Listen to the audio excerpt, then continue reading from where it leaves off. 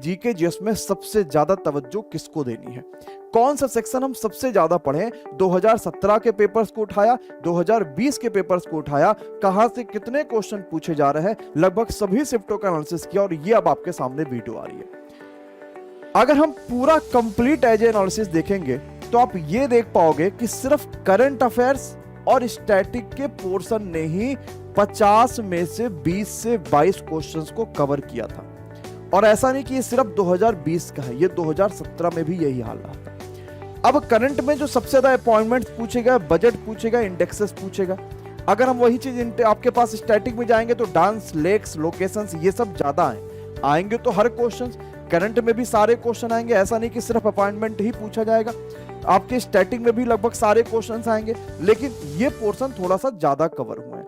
तो हमें इस बात को ध्यान रखना है कि पूरे 50 क्वेश्चन में से अगर 20 से 22 क्वेश्चन आपके पास स्टैटिक और करंट के ही पूछे जा रहे होंगे तो इस पे हमें ज्यादा से ज्यादा फोकस करना है। मतलब पूरे 50 क्वेश्चन में से सबसे महत्वपूर्ण यही वाला सेक्शन है। इसके बाद बच्चा जो दूसरा महत्वपूर्ण आता है वो आपका हिस्ट्री आएगा। हिस्ट्री में आप देख सकते हो एंशिएंट के, मिडिवल के और मॉडर्न के, तो सबसे ज्यादा जो क्वेश्चन आए हैं वो कहाँ क्या है, वो मॉडर्न हिस्ट्री क्या है। और सिर्फ इसकी परीक्षा की बात नहीं है, हर परीक्षा में आप जाओगे तो मॉडर्न हिस्ट्री के आपके पास क्वेश्चन सबसे ज्यादा पूछे जाते हैं। ठीक है, तो आप जिस चीज को ध्यान रखिएगा कि स्टैटिक और करंट अफेयर्स के बाद आपको ज्यादा फोकस रखना है अपने हिस्ट्री के सेक्शन के ऊपर, और हिस्ट्री में ज्यादा फोकस रखना है आपको मॉडर्न हिस्ट्री के ऊपर। देन इसके बाद आपके पास महत्वपूर्ण होगा ज्योग्राफी और पॉलिटी, दोनों ही 5 से 6 क्वेश्चन पूछे जा रहे थे। यानी 50 क्वेश्चन में से 5 से 6 क्वेश्चन आपके ज्योग्राफी के पूछे जाएंगे, 5 से 6 क्वेश्चन आपके पॉलिटी के पूछे जाएंगे। और इकोनॉमिक्स भी यहां पर कम नहीं है, इकोनॉमिक्स आपके पास 2 से 3 से 4 क्वेश्चन जरूर पूछा जाएगा, तो इकोनॉमिक्स को भी कम मत मानिएगा। इसके साथ ही साथ बात करेंगे बच्चों तो साइंस के। साइंस एक ऐसा पोर्शन है जिसमें बायोलॉजी से ज्यादा क्वेश्चन पूछेगा। जब हमने पूरे पेपर का एनालिसिस किया तो ये पाया कि भाई फिजिक्स से मात्र 1 क्वेश्चन आया हुआ था, और कभी ऐसा था कि क्वेश्चन आया भी नहीं था। केमिस्ट्री से मात्र 2 क्वेश्चन था, और कभी ऐसा था कि क्वेश्चन आया ही नहीं था।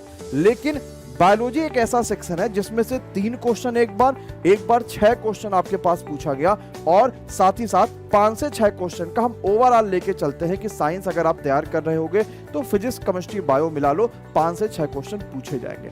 फिर दिल्ली पुलिस कांस्टेबल में एक बड़ी खास बात रही, खास बात यह रही कि यहां पर एक अलग से सेक्शन, एक क्वेश्चन 100% तय होता है स्पोर्ट का आने का।